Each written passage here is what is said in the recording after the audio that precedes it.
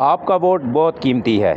आज मैं आपके लिए एक नई दुआ, एक नया वजीफ़ा लेकर हाज़िर हुआ हूँ। जब तक आप वोट किसी को भी दें, वोट देने से पहले इस दुआ को, इस वजीफ़े को एक दफ़ा ज़रूर पढ़ लें। अगर इस दुआ को याद ना कर सकें तो इसके तर्जुमे को याद कर लें। वोट देने से पहले आप इस तर्जुमे को लाजमी पढ़ लें। जब भी आप मोहर लगाएं अपने बैलेट पेपर पर तो ये दुआ पढ़कर आप डब्बे में डाल दें। आपके वोट का इंशाअल्लाह हक अदा हो जाएगा। आज आपको मैं ये दुआ सिखाता हूँ। दुआ ये है, अल्लाहुम्मा ला तुसल्लित अलैना मन ला यरहमुना वला यखाफुका फीना।